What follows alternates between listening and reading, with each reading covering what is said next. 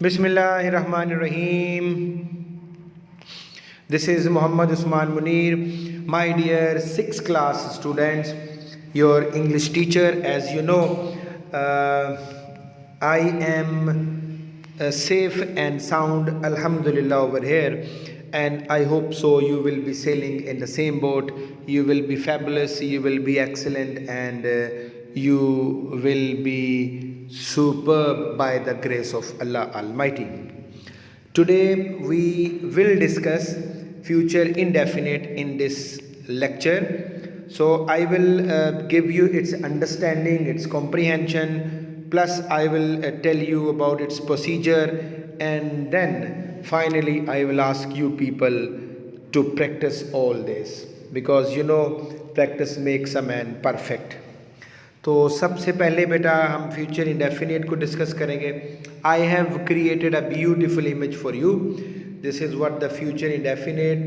Future indefinite किस तरह बनता है, उसके एफर्मेटिव सेंटेंसेस क्या होते हैं, नेगेटिव क्या होते हैं, इंटरोगेटिव किस तरह बनते हैं. तो ये एक पेज अगर आप कर लेंगे तो आई होप सो कि सारा टेंस आपको क्लियर हो जाएगा. This is the key. अब सबसे पहले बेटा आपका फ्यूचर इंडेफिनिट, ये आपका page number 23 over your screen. It is the tense that shows an action in future.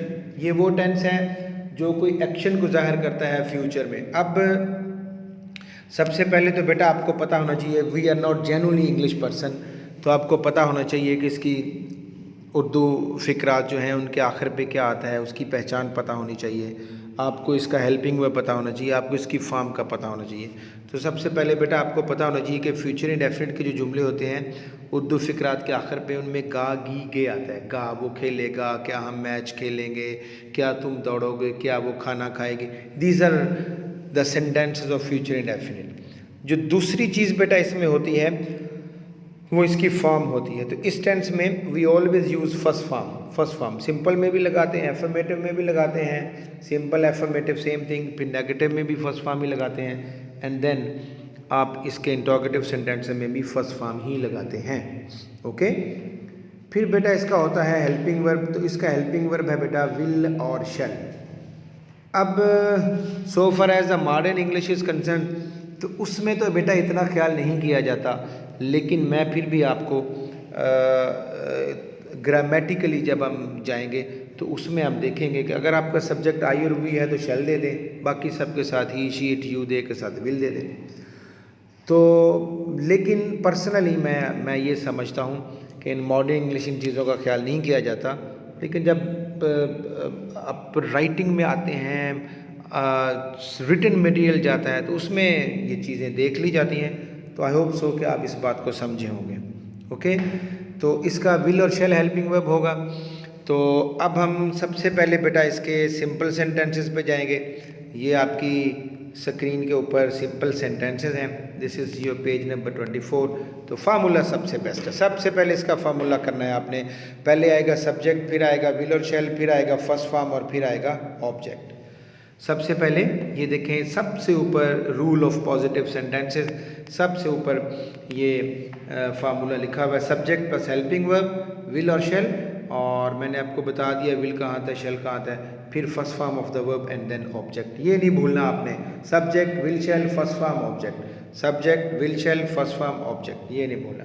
अब जुमले बेटा लिखे हुए, दीज आर द सेंटेंसेस जो बड़े अहम है, बार बार आते हैं एग्जामिनेशन पॉइंट ऑफ व्यू से. पहला देख लें. और इसके साथ साथ आपकी जो इंग्लिश है वो हमने टाइप कर दी है. ओके. मुसाफिर सुबह सामान बांध लेंगे. The passengers will pack the luggage in the morning. Passengers आ गया, देखिए उसके बाद विल शैल आ गया, pack first form of the verb आ गया. तीसरा देख लें, हम कराची जाने वाली गाड़ी पर सवार होंगे. We shall board the train bound for Karachi. We shall और आगे board first form of the verb. चौथा देख लें आप बेटा, वो आपकी मदद का शुक्रिया अदा करेंगे. They will thank you for your help. They के साथ विल आता है और फिर thank, this is the first form of the verb. अब नीचे ये बेटा आ जाए, लिखा हुआ है fill in the blanks with suitable helping verbs. बहुत आसान. In the beginning of the lecture मैंने आपको बताया था कि आई हुई होगा तो शैल लगा दीजिए, बाकी सबके साथ विल लगा दें. देखिए असलम है थर्ड पर्सन सिंगुलर, तो इसके साथ विल लगा दें, असलम विल. ओके. दूसरे में आई आ जाएगा तो शैल लगा दें. तीसरा था डॉग, डॉग के साथ विल लगा दें.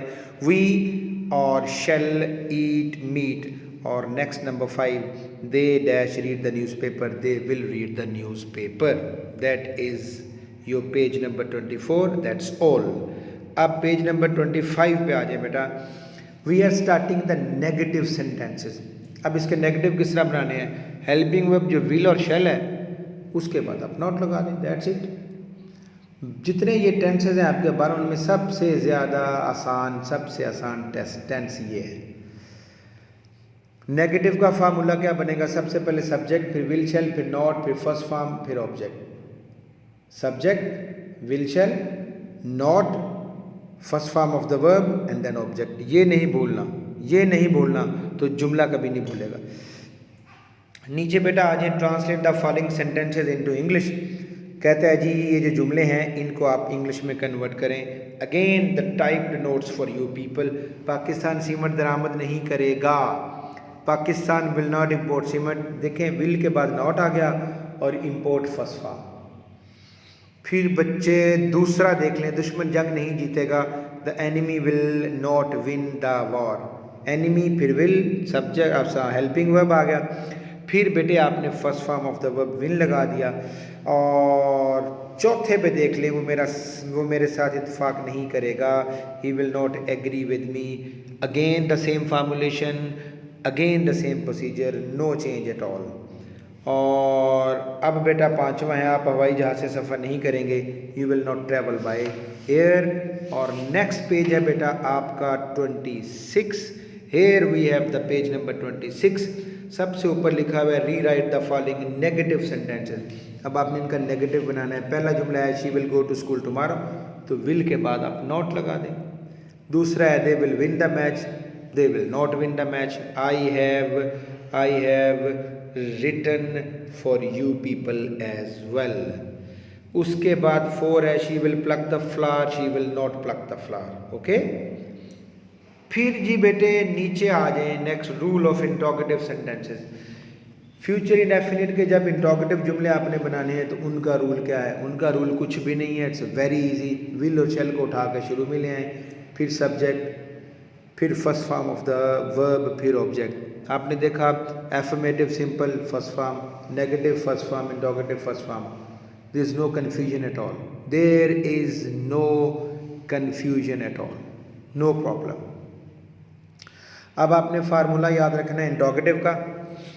Will shall plus subject plus first form of the verb plus object. Let me repeat again. Will shall plus subject plus first form of the verb plus object.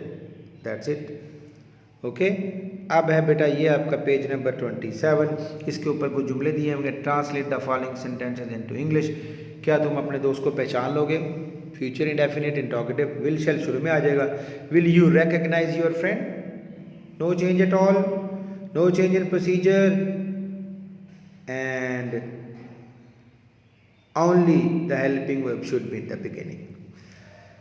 Number 3 है जी police छापा क्यों मारेगी. जब बेटा आपका question word आ जाते हैं तो वो सबसे पहले आते हैं. Why will the police raid, और इनके फौरन बाद helping word. Why will the police raid, raid first form of the verb और वाई शुरू में आ जाएगा. क्या ये गूंगा बातें सुनेगा? Will this dumb man hear the talk. Will शुरू में आ गया, डम मैन सब्जेक्ट और हियर आ जाएगा first form of the verb. Number 5 Pakistan कौन सी अशिया दरामद करेगा? Which things will Pakistan import? Sign of interrogation, no change. Rewrite the following sentences as an interrogative sentences. कहता है जी इन जुमलों को इंट्रोगेटिव बनाएं. तो क्या प्रोसीजर है? अगर आपको फार्मूला आता है तो इसमें तो प्रॉब्लम ही कोई नहीं. विल शेल उठा के शुरू में ले आए. That's it. ये लिखा है the sun will disappear behind the clouds. Will the sun disappear behind the clouds? That's it. तीसरा देख लें. The train will arrive at 8:30. Will the train arrive at 8:30? Sign of interrogation. उसके बाद बेटे चौथा देख लें. The dog will bark at him. Will the dog bark at him? Next बेटे देख लें. I shall polish my shoes. Shall I polish my shoes? That's it. Sign of interrogation. So that was all from your future indefinite. तो अब इसकी home assignment मैं आपको देने जा रहा हूँ. इसकी होम असाइनमेंट बेटा आपने क्या करना है? इन जुमलों को मेरे लेक्चर को सबसे पहले तो आपने सुनना है. Listen my lectures carefully. Once, twice, thrice, तीसरी बार भी सुनना पड़े तो सुने, क्योंकि I have always been delivering you people a message what, practice and become a good listener. If you are a good listener तो उसके रिजल्ट्स पॉजिटिव ही पॉजिटिव हैं।